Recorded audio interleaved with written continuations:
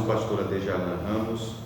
Queremos, nesta oportunidade, comentar a lição de número 8 da lição bíblica que nós estamos estudando neste trimestre. Se você não se inscreveu, você se inscreva, deixe o seu like, nos ajude ao canal a chegar mais longe, a ter mais visibilidade e alcançar mais pessoas. Lição 8, as causas da desunião devem ser eliminadas. Está baseado em Neemias, no capítulo 5. O comentário da lição, inicialmente, ele aborda sobre a união que caracterizava os judeus libertos do cativeiro. Esta lição de número 8, ela tem como objetivo destacar a relevância da união, a união como elemento indispensável para o crescimento e a sustentabilidade da obra de Deus. Esse é o objetivo geral desta lição. Os objetivos específicos são explicar que a união caracterizada no período pós-exílico deve servir de referência para a igreja, também expor a injustiça social que ameaçava a união dos judeus no tempo de Neemias e, finalmente, mostrar as medidas adotadas por Neemias para manter o povo unido em um só propósito. O comentarista da lição, inicialmente, ele aborda sobre a união que deveria marcar, que deveria caracterizar a vida dos judeus repatriados. Qual seria a base desta união? Ele comenta que a base desta união que deveria caracterizar os judeus repatriados era exatamente o fato deles professarem a fé em um único Deus. Eles tinham um elemento que os unia, e este elemento que os unia era a fé no único Deus verdadeiro. O altar tinha sido renovado, o templo tinha sido levantado, o culto também tinha sido restaurado, conforme todos os rituais da lei. Eles então estavam passando por um despertamento, ali na cidade de Jerusalém, e eles deveriam então ser marcados pela unidade, deveriam caracterizar aquele momento com a unidade. Ele faz uma aplicação, um comentário, que esta união entre os judeus, ela simboliza a união que deve haver na igreja de Deus.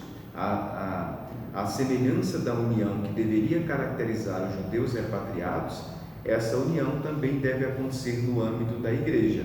Em alguns momentos a Bíblia fala acerca disso. A Bíblia fala sobre a unidade pelo vínculo da paz na carta aos Efésios. Na carta aos Efésios ainda, o apóstolo Paulo ele fala da família de Deus. Judeus e gentios se uniram formando uma só família, e em vários momentos a Bíblia fala acerca desta união. Nós então somos um em Cristo. Esta unidade, ela é marcada pelo Espírito Santo, ela é proporcionada pelo Espírito Santo.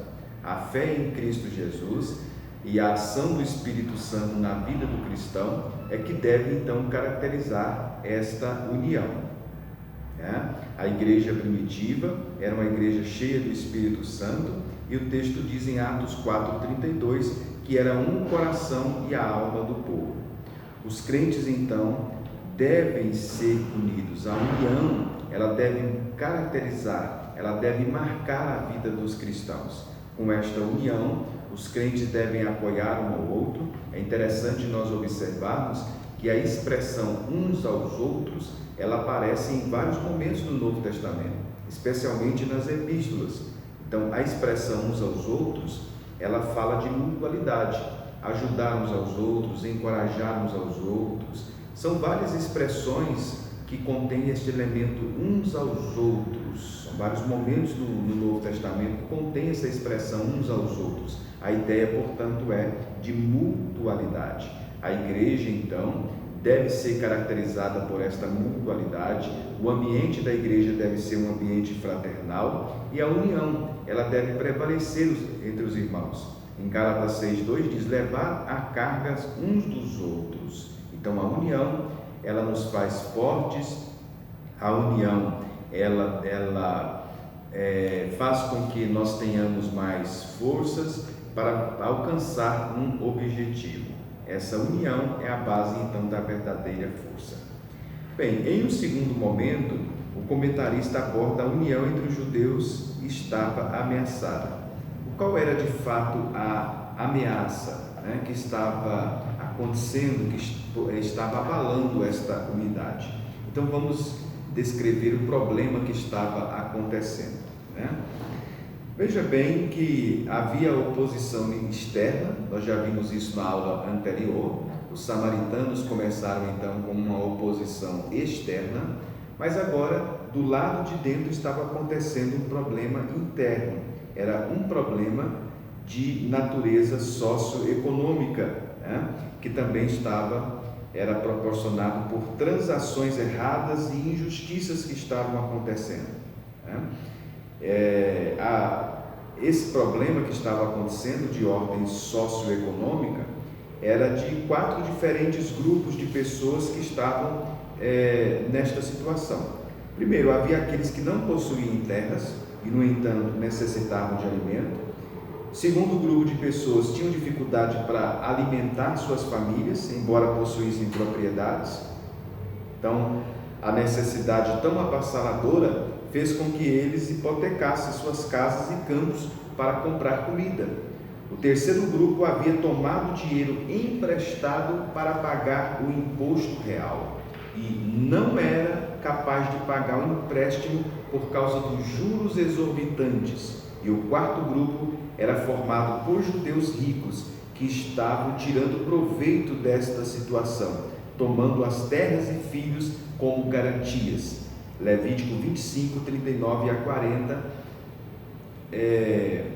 a Bíblia fala sobre isso no Antigo Testamento.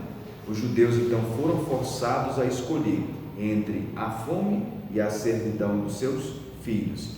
Os judeus então estavam desobedecendo o espírito da lei de Levítico 25, e agora o pecado da injustiça estava sendo então revelado e confrontado por Neemias. Então, esse era o problema que estava de fato acontecendo, conforme nós podemos ver aqui em Neemias no capítulo de número 5. Neemias então, ele confronta o problema, né? Você pode então estar atento a esse texto de Neemias, a partir do capítulo 5, a partir do versículo 6, nós temos então a injustiça sendo tratada. Do versículo 1 até o versículo 5, a injustiça ela foi revelada e depois ela foi tratada por Neemias a partir do versículo 6. No versículo 7, o texto diz: depois de ter considerado comigo mesmo, repreendi os nobres e magistrados e disse-lhes: sois usuários, cada um para com seu irmão, e convoquei contra eles um grande ajuntamento. Veja que o texto no versículo 7 fala de nobres e magistrados que estavam envolvidos com o projeto então de reedificação, né? Mas a lealdade deles, tanto a Deus, né, ela estava sendo comprometida. O texto diz, o Neemias diz: sois usuários, ou seja, está em foco aí a usura. A usura poderia estar se referindo aí, neste caso, ao juro normal, ou poderia estar se referindo especificamente aos juros em excesso. De acordo com a lei mosaica, os judeus era proibido de cobrar juros de seus irmãos quando lhes concediam empréstimos de dinheiro, alimentos ou qualquer outra coisa. Se a pessoa fosse miserável, eles deveriam considerar o empréstimo como uma doação. Se a pessoa tivesse condições de pagar mais tarde, teria que ser livre de juros. Isso está em Levítico 25, 36 e 37 e Deuteronômio 23, 19 e 20. Ou seja, esta generosidade, inclusive no Antigo Testamento, ela era vista como uma marca de uma pessoa piedosa. Isso está em Salmo 15, 5, Jeremias 15, 10 e Provérbios 28, 8. Os juros podiam ser cobrados dos estrangeiros, Deuteronômio 23, 20. Inclusive nas nações antigas, os juros às vezes eram altíssimos, chegavam a ultrapassar 50% do valor original. Essa usura então fazia com que as pessoas se aproveitassem do desespero das pessoas e ficassem sem condições de pagar, né? A ponto então dessas pessoas ficarem servas de tais pessoas. Deuteronômio 23, 19 a 20 Deuteronômio 24, 10 a 13, a Bíblia fala acerca disso. Bem, Neemias então age, Neemias denuncia essa prática com severidade, a conduta iníqua que eles estavam tendo, de vender um irmão por meio de usura. Estavam chegando a vender um irmão e isso era proporcionado pela usura. O Neemias contrastou, inclusive, essa atitude com a sua própria de redimir com o seu próprio dinheiro alguns dos judeus exilados, que por causa da dívida tinham perdido a liberdade na Babilônia. Neemias então estabeleceu o exemplo quando ele novamente emprestou o dinheiro e ele emprestou sem cobrar juros. A injustiça então estava sendo tratada. O que Neemias fez? Neemias então confronta os judeus e os faz fazer um juramento. O versículo de número 12, o texto diz: então responderam: restituí-los-emos e nada lhes pediremos, faremos assim como dizes. Então chamei o sacerdote e os fiz jurar que fariam segundo prometeram. Vejam, a consciência daquelas pessoas foi tocada pelas palavras de Neemias, vieram sobre eles o temor, a vergonha, a contrição. Foi quando então eles fizeram um juramento pelo resgate daquelas dívidas e restaurar a propriedade, também os juros, inclusive libertando os escravos. Esse cancelamento das dívidas promoveu a união de ambos os lados do compromisso. Os processos eram consumados formalmente, envolvia um juramento, e isso era feito diante dos sacerdotes, conforme nós podemos ver no versículo de número 12. No versículo de número 13, o texto diz que Neemias sacudiu o seu regaço e disse: assim o faça Deus, sacuda de sua casa e de seu trabalho a todo homem que não cumprir esta promessa, seja sacudido e despojado. Esse sacudir o regaço aí era um ritual, que acontecia, que estava relacionado a um ato, de imprecação. Era inclusive um gesto simbólico, era sacudido e também com um certo desdém. A palavra regaço aí seria um manto externo que era normalmente usado.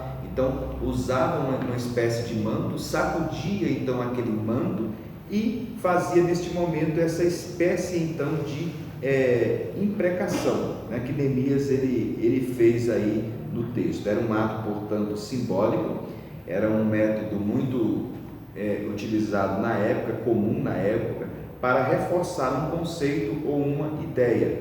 Então, sacudir o regaço teve o propósito de ser uma lição para aqueles que voltassem atrás em sua promessa, Era como se então dissesse: assim faça Deus, sacuda da sua casa, do seu trabalho, a todo homem que não cumprir. Então, diante daquele juramento, Neemias pega um manto, sacode o manto e diz: olha, que Deus faça assim com uma pessoa que não cumprir a sua promessa ou o seu juramento. E o povo disse então um amém, concordando, com o que estava sendo, o compromisso que estava sendo assumido. E esse amém também envolvia o compromisso de cumprir o que estava sendo proposto naquele momento. Então veja, Neemias ele revelou o problema, Neemias ele confrontou o problema e Neemias ele tratou então do problema.